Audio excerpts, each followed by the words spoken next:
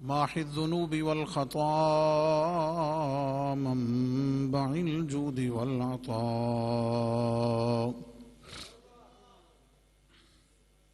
صاحب الشفاعة والمقام والحمد واللواء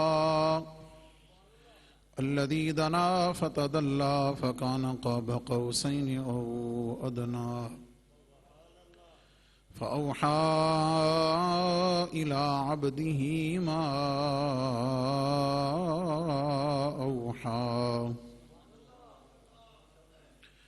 سيدنا ومولانا وملجانا ومأوانا وحبيبنا وشفيعنا وطبيبنا وطبيب قلوبنا وقرة عيوننا محمد المصطفى وعلى آله وأصحابه وأزواجه وأهل بيته وأولياء أمته وعلماء ملته ومن تبعهم بالإحسان إلى يوم الجزاء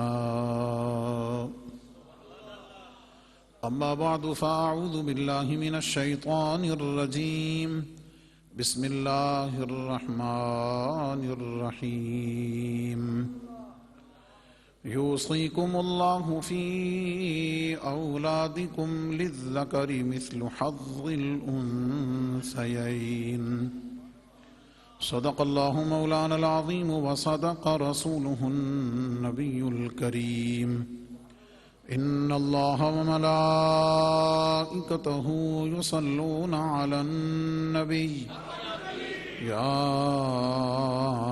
أيها الذين آمنوا صلوا عليه وسلموا تسليما الصلاة والسلام عليك يا سيدي يا رسول الله وعلى آلك وأصحابك يا حبيب الله الصلاة والسلام عليك يا خاتم النبيين وعلى آلك وأصحابك يا شفيع المذنبين الصلاة والسلام عليك يا إمام المجاهدين وعلى آلك وأصحابك يا قائد الغر المحجلين الصلاة والسلام عليك يا إمام الحرمين وعلى آلك وأصحابك يا جد الحسن والحسين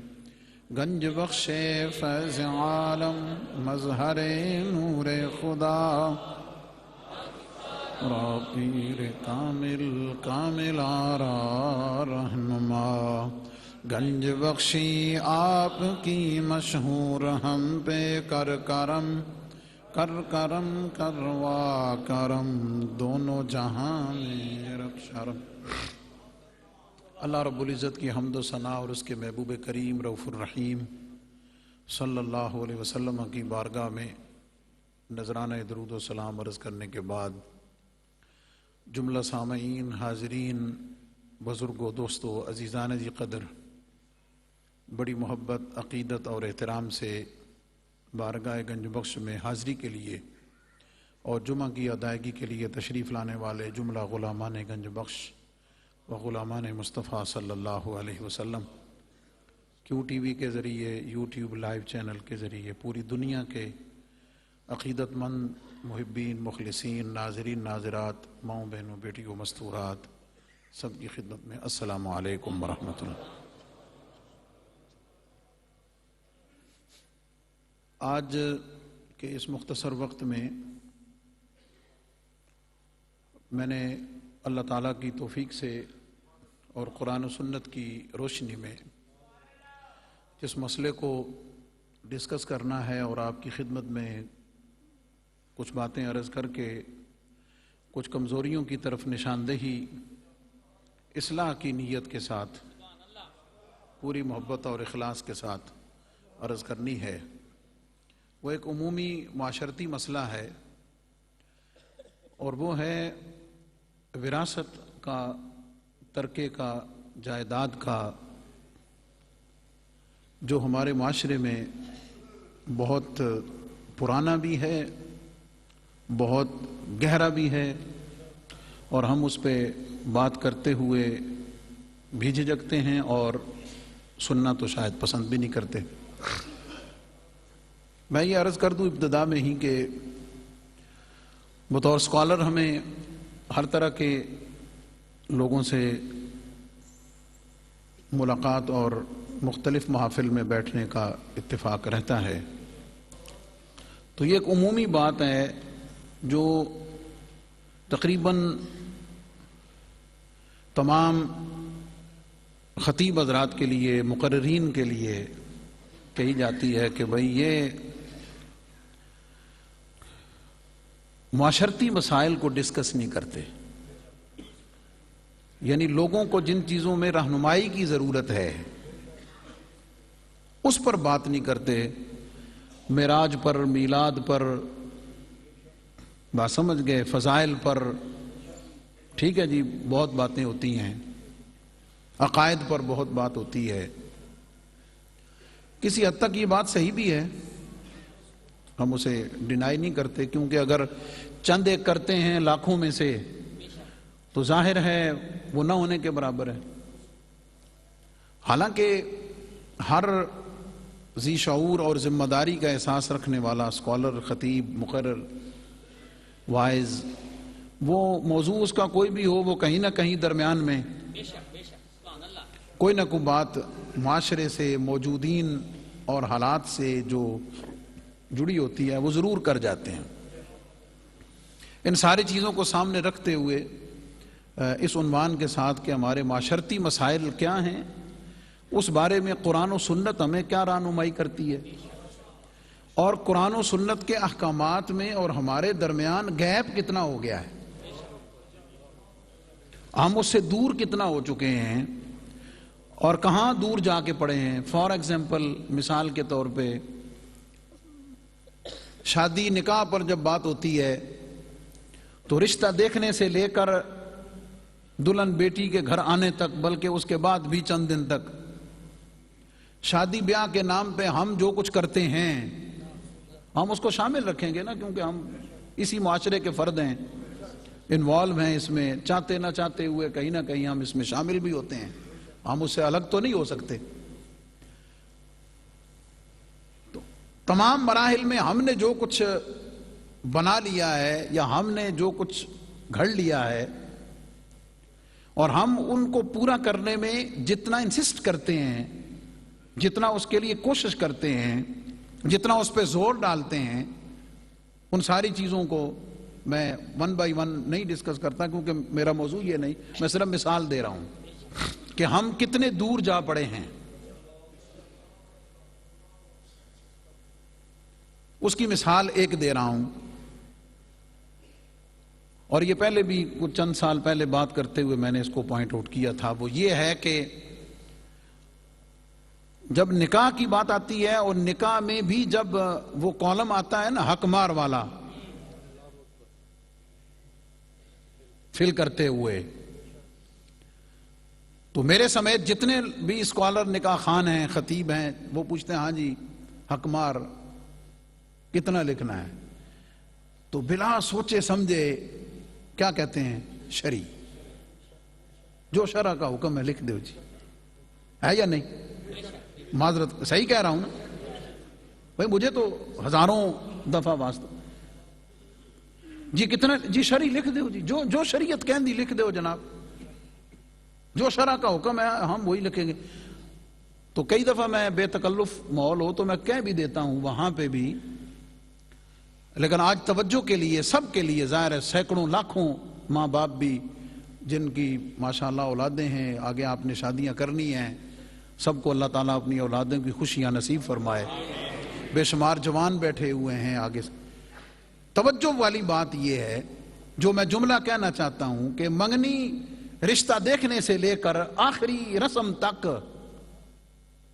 سارا کچھ غیر شرعی، ہے یا نہیں؟ کسی اور کام کے کرتے ہوئے، کوئی اور لباس میں، رسم و رواج میں، باقی چیزوں میں، سب جگہ کرتے ہوئے کہیں بھی دماغ میں نہیں آیا کہ ایک شریعت کدھر ہے؟ وہ شرع، وہ شریعت، وہ قرآن و سنت جو ہمیں حق مار کے وقت یاد ہے اور یاد آئی ہے، اور ہم کہہ رہے ہیں جناب شریع لکھ دو، جو شریعت کہتی ہے وہ لکھ دیں، تو اس مرحلے سے پہلے اور بعد ساری زندگی وہ شریعت کہاں گئی؟ وہ قرآن و سنت کہاں گیا؟ وہ رب کے احکام کہاں گئے؟ وہ نبی پاک علیہ السلام کی ارشادات اور تعلیمات کہاں گئیں؟ کیا خیال ہے؟ اس پر پھر تفصیلی کبھی بات کروں گا. یہ صرف ایگزامپل دی ہے کہ ایک اتنا بڑا ہمارا معاشرتی، ہماری زندگی کا ایک اہم ترین مرحلہ ہے جس کو پورا کرتے ہوئے ہمیں حق مار کے علاوہ اور کہیں شریعت نظر نہیں آتی. اچھا، اگر میں کہیں سمجھانے کی کوشش بھی کروں نا ان کو، مطلب تھوڑا 2-4 منٹوں میں، ظاہر ہے تقریر تو کی نہیں جا سکتی، کیونکہ اس پورے گرما گرم ماحول میں اس پورے کو سٹاپ کرنا، پھر رکنا اس وقت کے یار مولوی صاحب آ گئے انہوں نے سی کچھ کر بھی نہیں سکتے ہیں جی، کیا خیال ہے؟ تو زیادہ گفتگو تو نہیں کی جا سکتی. تو اگر میں سمجھانے کی بھی کوشش کروں نا تو اس وقت کوئی اس سمجھنے کے موڈ میں نہیں ہوتا. اور مطلب لہنگا 5 لاکھ روپے دا، بات سمجھ گئے؟ لہنگا 5 لاکھ روپے دا، حق مار 500 روپیہ لکھ دو جی، اللہ ماشاءاللہ. اس پر میں پھر کبھی ڈیٹیل سے بات کروں گا تاکہ یہ قرآن و سنت کی روشنی میں کلیئر ہو جائے کہ یہ کیا چیز ہے، اس کا مقصد کیا ہے، کیا ہونا چاہیے، کیسے ہونا چاہیے. تو یہ معاشرتی مسائل کی میں نے آپ کہہ لیں کہ کوشش کروں گا حسب موقع کسی نہ کسی بات پر اپنے علم اور بساط. اختلاف کا حق موجود ہے، یہ بات یاد رہے. میں نے جو قرآن و سنت سے حق سمجھنا میں نے عرض کر دینا ہے، اور اگر کبھی کوئی بات کرتے ہوئے کسی شخص یا کسی فرد کے ساتھ کوئی مطلب ہے اس کے ساتھ ہو جائے کہ یار یہ میری بات نہیں کر رہے، تو ایسا قطعی نہیں ہوگا، وہ محض اتفاقی ہوگا. سمجھ آگے؟ کیونکہ مقصد تنقید بھی ہے لیکن اسلام مراد ہے، توجہ طلب مراد ہے. قرآن مجید. اب آئیے ذرا موضوع کی طرف. اس تمہید کے بعد ظاہر ہے وہ میں نیکسٹ ریپیٹ نہیں کروں گا، یاد رہے کہ ان میں سے کیا چیز ہے. 2-3 چیزیں میں پہلے وضاحت کر دوں تاکہ آپ کو اس کا کنسیپٹ بنیادی کلیئر ہو جائے کہ قرآن و سنت کے ہاں اس کا اصل تصور کیا ہے. ترکہ، میراث، وراثت، جائیداد، یہ وہ لفظ ہیں جو مختلف جگہ پہ استعمال کیے جاتے ہیں. پہلی بات تو یہ کلیئر رکھیں قرآن و سنت کی روشنی میں، ترکہ، وراثت، جائیداد، اس کو ترکے کا نام ہی اس وقت ملتا ہے، اس کو ترکہ کہتے ہی اس وقت ہیں جب جس کا وہ مال ہے وہ فوت ہو جائے. پہلا کانسیپٹ تو یہ یاد رکھیں. جب وہ فوت ہو جاتا ہے اس کے بعد جو اس کا بچا ہے نا اس کو ترکہ کہیں گے، اس کو وراثت کہیں گے. تقسیم کے احکامات اس وقت لاگو ہوں گے. کیا مطلب؟ جب تک وہ شخص، باپ، بھائی، جو بھی اس کی حیثیت ہے، جب تک وہ الائیو ہے، جب تک وہ خود زندہ ہے، جب تک وہ زندہ ہے، اس وقت تک اس کی ملکیت میں جو کچھ بھی ہے وہ ترکہ نہیں ہے، وہ وراثت نہیں ہے. جب ترکہ اور وراثت نہیں ہے تو تقسیم بھی نہیں ہے. آپ میرے ساتھ ہیں؟ سمجھ لیں. اب فوری آپ کے ذہن میں یہ سوال پیدا ہوا ہوگا کہ زندگی میں جو تقسیم لوگ کر دیتے ہیں، زندگی میں جو تقسیم کر دیتے ہیں، یہ زندگی میں تقسیم کرنے کا اختیار جس کا مال ہے اس کو دیا گیا ہے، وہ کر سکتا ہے. اگر اسے پتا ہو کہ میرے بعد لڑائی جھگڑے ہوں گے، تقسیم نہیں ہو سکے گی، پرابلمز ہوں گے، مرنے کے بعد جو میرے بعد میں رہ جانے والے ہیں انہیں اسی کی فکر ہوگی، جیسا کہ حدیث پاک ایڈ کر دوں، جب کوئی بندہ فوت ہوتا ہے نا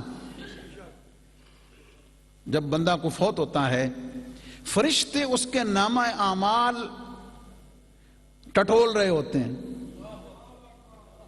دیکھ رہے ہوتے ہیں، ہاں بھائی روز نامچہ کھاتا، کیا کیا لے کے آیا. فرشتے دیکھ رہے ہوتے ہیں کیا کیا لے کے آیا، اور جو باقی رہ جانے والے ہوتے ہیں وہ یہ سوچ رہے ہوتے ہیں کہ کی چھوڑ کے گیا. پوائنٹ سمجھا؟ فرشتے دیکھ رہے ہوتے ہیں کہ لے کے کیا آیا ہے، اور جو بعد میں رہ جانے والے وارث ہیں وہ سوچ رہے ہوتے ہیں، دیکھ رہے ہوتے ہیں، کیلکولیٹ کر رہے ہوتے ہیں کہ چھوڑ کے کیا گیا.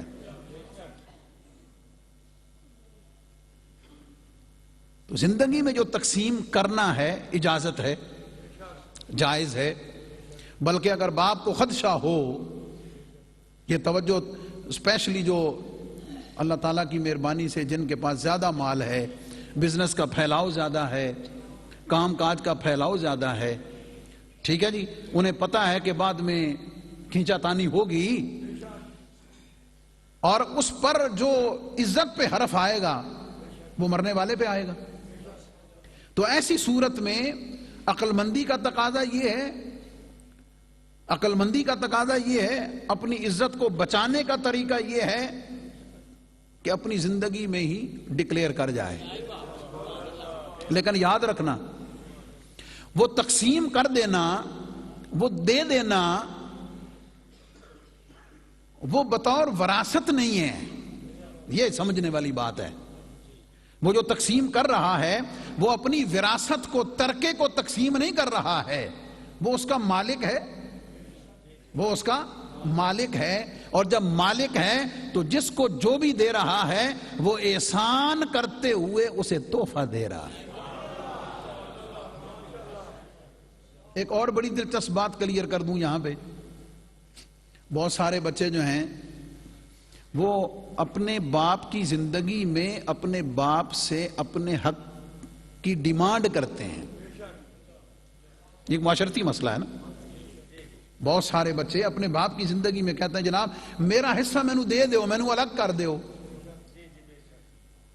ویسے تو آپ پوری توجہ سے سن رہے ہیں لیکن ذرا اور پوری زیادہ توجہ سے سننا یہ بات. جن بیٹوں کے دل میں بھی کہیں نہ کہیں چلبل ہے نا تھوڑی بہت، یہ ذرا توجہ سے سنیں. بیٹے کا، بیٹی کا، اولاد کا، یا یہ بھی ایک معاشرتی مسئلہ ہے کہ داماد کا اپنی بیوی کو انسسٹ کرنا کہ اپنے باپ کا حصہ لے. یہ بھی ہے. سمجھ آ گئی؟ میں بڑی معذرت کے ساتھ لیکن حق بات ہے تو کہہ بھی دوں، اس سے بڑی تو کمینگی کوئی نہیں ہے. اس سے بڑی تو کمینگی کوئی نہیں ہے. آپ حیران ہوں گے کہ کمینگی میں نے کیوں کہہ دیا، میرے پاس اس پر دلیل ہے. سبحان اللہ ذرا زور سے کہہ دے بتا دیں.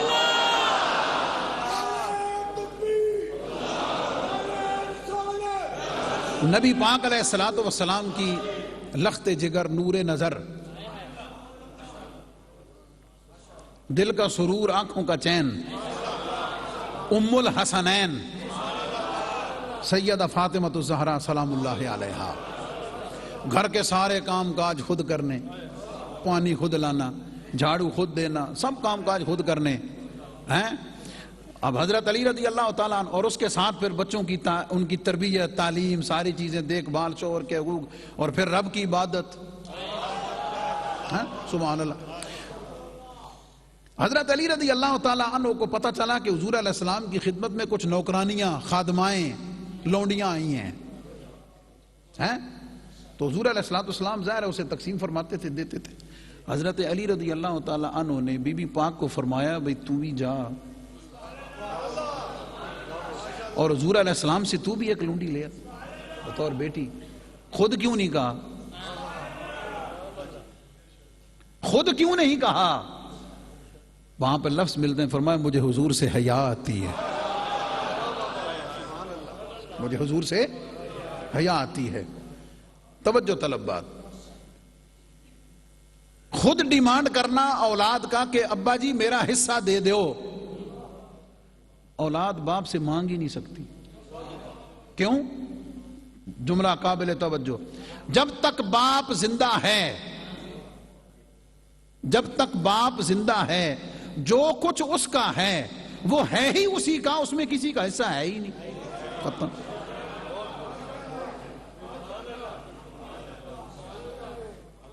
میں پھر دوہرا دیتا ہوں، بہت بڑی بات ہے، ایک بہت بڑا جو غلط تصور ہے اس کو میں کلیئر کر رہا ہوں۔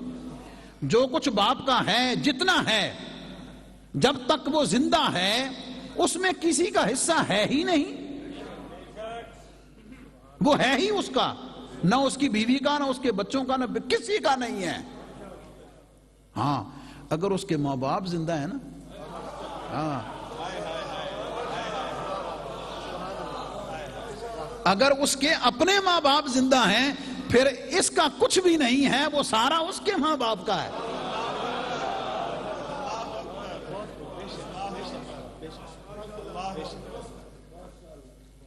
اولاد کا، بیوی بچوں کا وہ نہیں ہے، وہ اس کا مالک ہے، وہ اس کا ہے، وہ اس نے بنایا ہے۔ وہ اگر کسی کو دیتا ہے تو تحفتاً ہے، احسان ہے، اس کی طرف سے نیکی ہے۔ اولاد باپ کے زندہ ہوتے ہوئے یہ کہہ ہی نہیں سکتی کہ میرا حصہ مجھے دے دیں، کیوں؟ پہلے پروف کر کے تیرا حصہ ہے۔ آپ کہیں گے کہ یہ جو حصے قرآن میں ہیں، فوراً دماغ میں آئے گا نا کہ جناب یہ جو قرآن میں حصے اللہ نے لکھے ہیں، بیٹے کا اتنا ہے، بیٹی کا اتنا ہے، 2 بیٹیاں یا 2 سے زیادہ ہوں تو اتنا ہے، اکیلی بیٹی ہو تو اتنا ہے، اکیلا بیٹا ہو تو اتنا ہے، ماں باپ کے لیے اتنا ہے، سمجھ آ گئی؟ اور اولاد ہو تو پھر بیوی کا اتنا ہے، اولاد نہ ہو تو اتنا ہے، بیوی فوت ہو جائے تو شوہر کا کتنا ہے، اس کے ماں باپ، یہ سارا قرآن میں ہے۔ پھر حصے کیڑن؟ او بھائی یہی تو سمجھا رہا ہوں کہ یہ حصے جو قرآن میں بتائے ہیں یہ ترک وراثت کے ہیں، جب فوت ہوگا پھر بنے گا حصہ۔ ترکہ جائیداد قابل وراثت بنے گی ہی اس وقت جب وہ اللہ کے حکم سے فوت ہو جائے گا۔ اب جو چھوڑ کر گیا ہے اس کے لیے احکامات ہیں کہ ہاں بھی اب یہ جو بچ گئے نا اب یہ ان کا ہے، اور کس کا ہے، کتنا ہے، کس حال میں ہے، وہ میں آگے عرض کرتا ہوں۔ لیکن جب تک وہ باپ زندہ ہے اولاد مانگ نہیں سکتی ابا جی میں نے علیحدہ کر دے، میرا حصہ میں نے دے دو، یہ نہیں کہہ سکتا۔ وہ کسی اور طریقے سے محبت کے ساتھ الفاظ بدل کے کہ جناب میرے اوپر کو مہربانی کر دیں، ابا جی یہ سارا آپ کا ہی ہے، میری تھوڑا احسان کریں، مجھے کچھ مہربانی کر دیں، چلو میں بھی اپنے پاؤں پہ کھڑا ہو کے کچھ اپنا، یہ تو کہہ سکتا ہے۔ کہنا ابا جی میرا حصہ میں نو دے دیو، تیرا حصہ ہے ہی نہیں۔ ذوق سے سننا چاہیں تو دلیل بھی دے دوں اس پہ، ظاہر ہے میں ایسے تو نہیں بات کرتا، میں نے بہت بڑی بات کی ہے، بہت بڑی جرت کے ساتھ کی ہے، اور معاشرے کا ایک بہت بڑا مسئلہ میں نے آپ کے سامنے عرض کیا، اس کا حل بتایا۔ پھر دوہرا دے، جب تک جس چیز کا مالک خود زندہ ہے وہ اس کی ہے، اس کے رشتہ داروں، بیوی بچوں میں سے کوئی یہ کہہ ہی نہیں سکتا کہ یہ میری ہے مجھے دے دیں، کیونکہ وہ ان کا مالک خود ہے۔ وہ جس کو دے گا یا دیتا ہے وہ بطور احسان، بطور نیکی ہے، مالک نہیں ہے وہ کہ وہ کہہ سکیں کہ جناب میرا حصہ میں نو دے دو۔ وہ حصہ تجھے ملے گا اس وقت جب یہ اللہ کو پیارا ہوگا، پھر قرآن و سنت کی تشریح اور اس حکم کے مطابق تجھے مل جائے گا۔ ہاں اگر اس کے اپنے ماں باپ زندہ ہیں نا پھر اس کا کچھ نہیں، پھر یہ ان کا ہے۔ حضور علیہ السلام کی خدمت میں ایک صحابی آئے، آ کر عرض کی یا رسول اللہ صلی اللہ علیہ وسلم، میرے ابا جی جو ہے نا وہ میرے پیسوں میں سے، میری جیب میں سے مجھے پوچھے بغیر پیسے نکال لیتے ہیں۔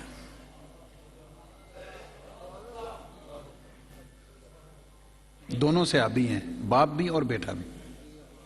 بیٹے نے آ کر باپ کی شکایت کی، بیٹے نے آ کر باپ کی شکایت کی کہ ابا جی مجھ سے پوچھے بغیر میری جیب میں سے پیسے نکال لیتے ہیں۔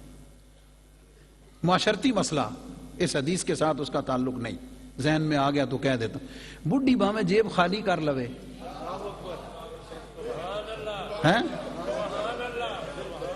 کار والی باں میں جیب خالی کٹ ہی لوے ساری، ہے کدی متھے تے وٹ نہیں آیا ہے یہ ماں پیو تھوڑے جے کرے ابا جی تن پرسوں تو دیتے ہیں وہ کتھے جے آئے موضوع یہ نہیں شکایت کی حضور علیہ السلام نے ان کو بلوا بھیجا ان کے والد کو جب والد تشریف لائے حضور علیہ السلام نے پوچھا بھئی تیرے بیٹے نے شکایت کی ہے کہ تو بغیر پوچھے پیسے نکال لیتا ہے ابا جی کی جیب سے آئے والد نے نا بڑی عجیب نظروں سے بیٹے کو دیکھا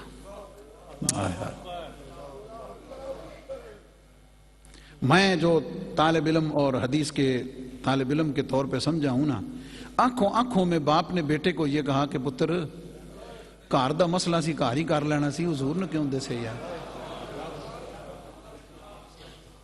گھر دی گل سی مینوں گھر ہی کہہ دینی سی حضور کو تو نے کیوں بتایا لیکن بتا دیا نا اب سننا ذرا کبھی وقت ملے گا پھر میں پوری تفصیل بتاؤں گا آپ کو وہ جو صحابی تھے نا والد وہ شاعر تھے قادر الکلام شاعر تھے فی البدی شاعر تھے انہوں نے اشعار کی صورت میں نا اپنے اس بیٹے کی زندگی کا پیدا ہونے سے نقشہ کھینچنا شروع کیا اے سارے پتر سنو دھیان نال ہم میں سے ہر ایک بیٹا ہے کسی نہ کسی باپ کا جو یہ کہتے نہیں تھکتے ابا جی ساڑھے لے کے کیتا ابا جی ساڑھے لے کے ہی بنایا ابا جی کدی ہینج کر لیندے نا جناب تو کیا ہی بات سی اج پتہ نہیں کتے ہونا سی یقین رکھ ایمان رکھ اس بات کا پختہ یقین رکھ کہ تیرے باپ نے اپنی ہمت سے بڑھ کر تیرے لیے ہمیشہ کیا ختم اور جتنی ہوتی ہمت سی انہیں کیتا اور کیا کرتا بیچارہ کیا خیال ہے اگر پھر بھی سمجھ نہ آئے اپنی اولاد کے لیے اپنی محبت کو خود دیکھ لے کہ تو اپنی اولاد کے ساتھ کتنی محبت کرتا ہے ان کے لیے کتنی محنت کرتا ہے بس اپنی محبت و محنت کو یاد کر کے خود سوچ لینا کہ تیرے باپ نے اس سے زیادہ کی ہوگی کم نہیں کی ہوگی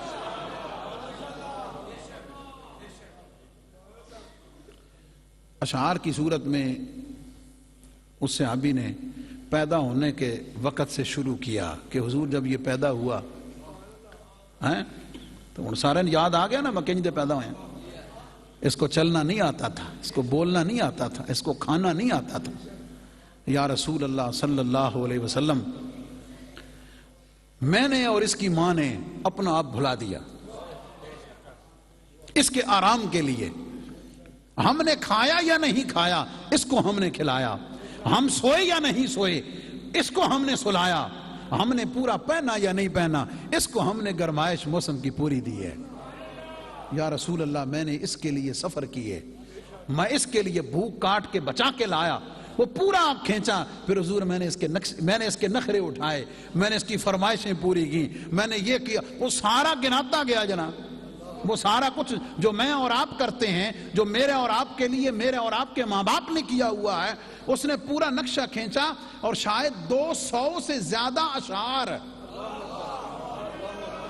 فی البدی بابا جی کیا چھڑے جناب اور جب وہ یہ سارا منظر سنا رہے تھے نا تو صحابہ فرماتے ہیں کہ وہ باپ تو اپنی موج میں لگا ہوا تھا کہنے ہوئے اپنے اس درد کے لیے ہیں تو حضور علیہ السلام کی آنکھوں میں آنسو تھے سرکار رو رہے تھے پھر اس نے کہا یا رسول اللہ صلی اللہ علیہ وسلم پھر یہ جوان ہو گیا پھر اس کی شادی ہو گئی پھر اپنا کمانے لگ گیا پھر یہ اپنا لے کر آنے لگ گیا پھر اس کو اپنی بیوی بچوں کی فکر لگ گئی کرتے کرتے فرمایا یا رسول اللہ پھر میں بوڑھا ہو گیا پھر میں کمزور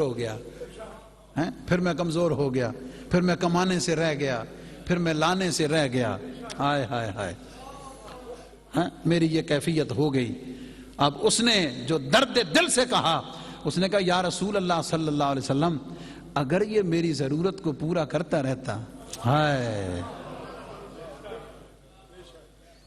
اگر یہ میری ضرورت کا خیال رکھتا تو مجھے جیب سے لینے کیوں پڑتے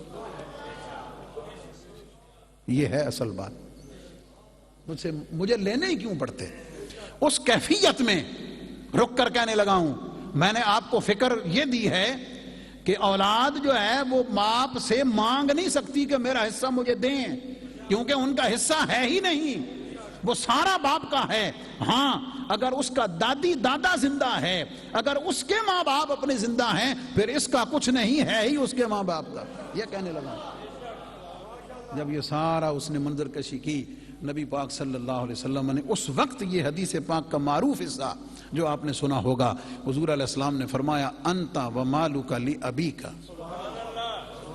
حضور علیہ السلام نے اس صحابی بیٹے کو فرمایا ہے تو اور تیرے پاس جو کچھ ہے، تو خود بھی اور تیرے پاس جو کچھ ہے، انت و مالک لابیک، فرمایا تیرا بھی سارا کچھ تیرے پیو دا، تے جو کچھ تیرے کولے تو بھی تیرے پیو دا، کچھ بھی تیرا کچھ ہے ہی نہیں. تو یہ ڈیمانڈ کرنا ہی غلط ہے. باپ جو اپنی زندگی میں تقسیم کرتا ہے، اپنے ہاتھوں سے کسی وجہ سے تقسیم کر جائے، یہ باپ کا احسان ہے، باپ کا احسان ہے، تبرع ہے. اور شریعت اس کو ہدیہ، تحفہ کہتی ہے. وہی تحفہ جیسے وہ اپنی بیٹی کو شادی کے وقت دیتا ہے. وقت کم ہے، اس کو میں پھر تفصیل سے ڈسکس کروں گا. سمجھ آ گئی؟ وراثت تقسیم کرتے ہوئے بہنوں کو حصہ نہیں دیتے، عام معاشرتی مسئلہ. کیوں بھائی ابا جی تیری شادی کی تو 20 لاکھ روپیہ لایا، وہ کتنے گیا؟ کہتے ہیں یا نہیں کہتے؟ ابا جی نے تیری شادی پہ 20 لاکھ روپے لگا دیا، وہ کدھر گیا؟ اوے ابا جی نے 20 لاکھ نہیں 20 کروڑ بھی اگر لگا دیا ہے، وہ باپ نے بیٹی کو تحفہ دیا ہے، وراثت سے تو تعلق ہی کوئی نہیں ہے اس کا. وہ تحفہ ہے بیٹی کے لیے، اس کا تعلق وراثت سے ہے ہی نہیں. وراثت بنے گی ہی تب، ترکہ بنے گا اس وقت جب باپ کی آنکھیں بند ہوں گی. باقی جو بچ جائے گا اس کو دیکھا جائے گا کہ جناب کتنا ہے، کس کے لیے کتنا بنتا ہے، کس کو کتنا دینا ہے. آج کے اس مختصر وقت میں صرف اس کانسیپٹ کو میں نے کلیئر کیا ہے، قرآن و سنت کی روشنی میں جسارت کی ہے کہ یہ دماغ سے نکالیں، یہ سوچنا شروع کر دیں. اور بدبختی کی انتہا ہے، ہم اسی معاشرے میں رہتے ہیں، کبھی کبھی خبریں بھی نظر سے گزرتی ہیں. سمجھ آ گئی؟ ایسے بھی بدبخت ہیں جو ماں باپ کے مرنے کی دعائیں کرتے ہیں، صرف ابا جی مرن گے تو سانو کوئی لبے گا. اوے تو لولا لنگڑا، تو پاگل ہے، تو لولا لنگڑا ہے، تو خود اس قابل نہیں ہے، تو کسی کے مال پہ نظر کیوں رکھے ہوئے ہے، تو اس انتظار میں کیوں ہے؟ اللہ نے تجھے وقت دیا ہے، تجھے صحت دی ہے، تجھے جوانی دی ہے، تجھے علم دیا ہے، تجھے وقت دیا ہے. اگر تیرا باپ یہ سارا کچھ بنا سکتا ہے تو لولا لگڑا. اس میں ایک اور اینگل بھی ذرا کلیئر کر دوں آخری چند منٹ میں. باپ کو، ماں باپ کو بڑی فکر ہوندی، پتر دا اے بھی کر لئیے، اے بھی کر لئیے، اے بھی کر لئیے، یہ بھی بنا دیں، یہ بھی بنا دیں، یہ بھی بنا، ہے یا نہیں؟ فطرتی بات ہے، گناہ بھی نہیں. لیکن میں قابل اصلاح جو اس میں چیز ہے اس طرف ماں باپ کی خصوصی توجہ کے لیے، انکلوڈنگ مائی سیلف، یہ فکر رہتی ہے کہ گھر بنا دو، بیٹے نو گھر بنا دو جی، بیٹے نو کاروبار کرا دو جی، بیٹے نو اے کرا دو، اے کرا دو. جملہ محبت والا پہلی دفعہ آپ سن رہے ہوں گے، کہا میں نے کئی دفعہ ہے. میرا سوال ہے، میرا ایک سوال ہے سب ماں باپ سے، وہ جو سارا کچھ تسی کرنا،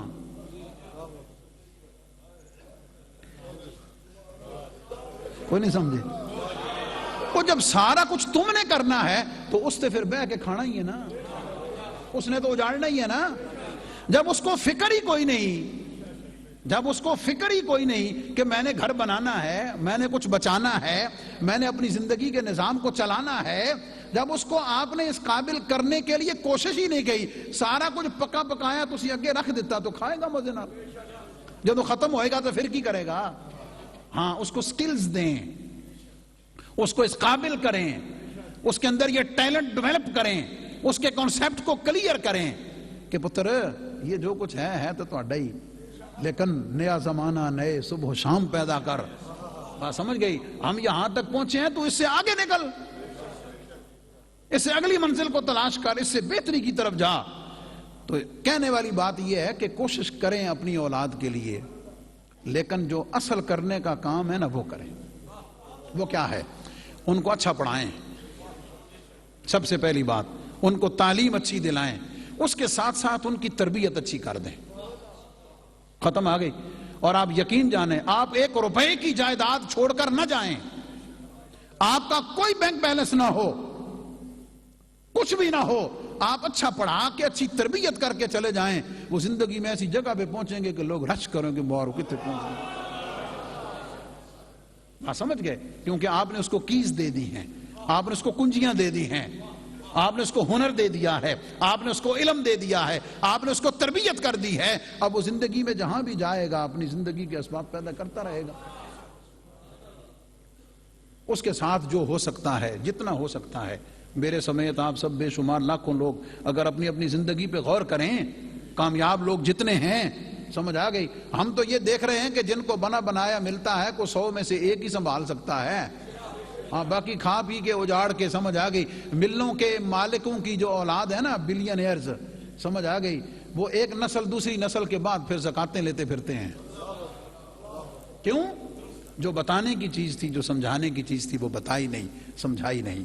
تو اس چیز کا تعلق بھی تربیت اور اپنی زندگی، اپنے گھریلو معاملات اور اپنی بطور پیرنٹس ان چیزوں کا دھیان رکھنے میں ہے۔ کوشش کریں، محنت کریں، بنائیں، ضرور بنائیں، لیکن ایک بات اور، ان چیزوں کو بنانے کے لیے کبھی حرام کو ہاتھ نہ ڈالیں۔ ہاں، کبھی حرام کو ہاتھ نہ ڈالیں۔ نبی پاک علیہ السلام کی حدیث پاک، آقا کریم علیہ السلام فرماتے ہیں وہ شخص بے وقوف ہے، اس سے بڑا بے وقوف کوئی نہیں ہے جو دوسروں کے لیے اپنی آخرت خراب کر لیتا ہے، جو دوسروں کے لیے اپنی آخرت خراب کر لیتا ہے۔ یہ کیا ہے؟ انما اموالکم و اولادکم فتنہ، آزمائش ہے۔ جب ان کے پورا کرنے کے لیے حرام و حلال کی تمیز ختم ہو گئی تو پھر کر ان کے لیے رہا ہے، برباد اپنی قبر کر رہا ہے۔ پوچھا اس سے جانا ہے، ان سے نہیں پوچھا جانا۔ بات سمجھ گئے؟ تو یہ ابتدائی تمہیدی چند ایک باتیں اس موضوع کے متعلق تھیں جو قابل توجہ، قابل اصلاح اور قابل درستگی تھیں۔ اللہ تعالیٰ نبی پاک علیہ السلام کے صدقے سے ہمیں اس کو سمجھنے کی، عمل کرنے کی، اپلائی کرنے کی توفیق عطا فرمائے۔ وآخر دعوانا الحمدللہ رب العالمین۔ اللہ اکبر، اللہ اکبر، اللہ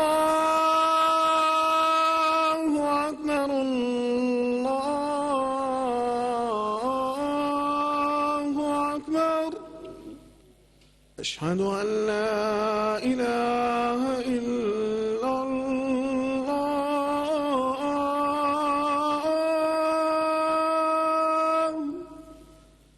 اشہد ان لا الہ الا اللہ،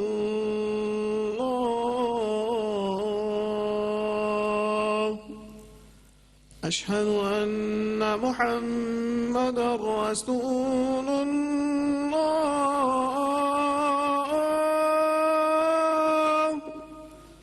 اشہد ان محمد رسول اللہ،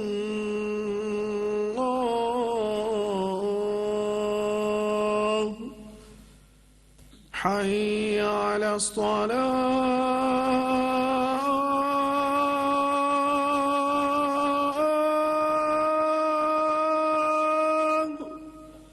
حی علی الصلاة،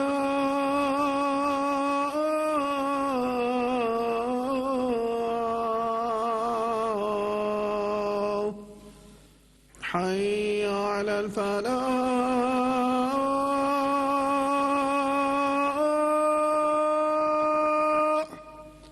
حی علی الفلاح۔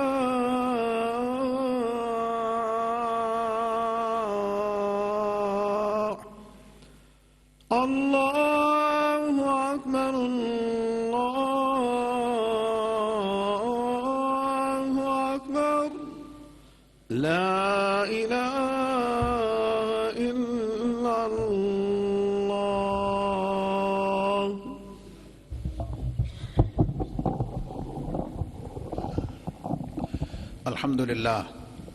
الحمد للہ نحمده ونستعینه ونستغفره ونؤمن به ونتوکل علیہ ونعوذ باللہ من شرور انفسنا ومن سیئات اعمالنا من يهده الله فلا مضل له ومن يضلله فلا هادي له ونشهد ان لا اله الا الله وحده لا شريك له ونشهد ان سيدنا ومولانا محمدا عبده ورسوله أما بعد فيا أيها المؤمنون رحمنا ورحمكم الله تعالى أوصيكم ونفسي بتقوى الله عز وجل في السر والإعلان، فإن التقوى سنام ذر الإيمان، وزينوا قلوبكم بحب هذا النبي الكريم عليه أكرم الصلاة وأتم التسليم.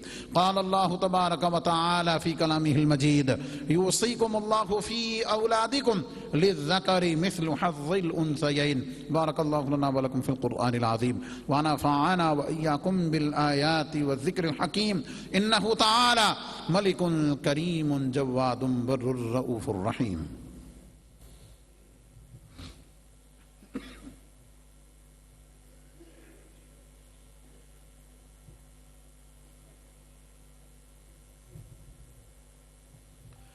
الحمد لله نحمده ونستعينه ونستغفره ونؤمن به ونتوكل عليه، ونعوذ بالله من شرور أنفسنا ومن سيئات أعمالنا، من يهده الله فلا مضل له ومن يضلله فلا هادي له، ونشهد أن لا إله إلا الله وحده لا شريك له، ونشهد أن سيدنا ومولانا محمدا عبده ورسوله. إن الله وملائكته يصلون على النبي يا أيها الذين آمنوا صلوا عليه وسلموا تسليما. صلى الله تعالى عليه وعلى آله وأصحابه وبارك وسلم أبدا، لا سيما على أولهم بالتصديق أمير المؤمنين أبي بكر الصديق رضي الله تعالى عنه، وعلى أعدل الأصحاب أمير المؤمنين عمر بن الخطاب رضي الله تعالى عنه، وعلى جامع القرآن أمير المؤمنين عثمان بن عفان رضي الله تعالى عنه، وعلى أسد الله الغالب أمير المؤمنين علي بن أبي طالب كرم الله تعالى وجهه الكريم، وعربنا الكريمين السعيدين الشهيدين القمرين المنيرين سيدينا أبي محمد الحسن وأبي عبد الله الحسين رضي الله تعالى عنهما، وعلى أمهما سيدة النساء فاطمة الزهراء رضي الله تعالى عنها، وعلى سائر فلاق الأنصار والمهاجرة، وعلينا معهم يا أهل التقوى وأهل المغفرة. اللهم أيد الإسلام والمسلمين، اللهم انصر الإسلام والمسلمين، اللهم ارحم علينا وعلى جميع المسلمين في كل مكان، وألف بينهم واجمع كلمتهم. عباد الله رحمكم الله، إن الله يأمر بالعدل والإحسان وإيتاء ذي القربى وينهى عن الفحشاء والمنكر والبغي، يعظكم لعلكم تذكرون. ولذكر الله تعالى أعلى وأولى وعز وجل وأتم وأهم وأعظم وأكبر، والله يعلم ما تصنعون.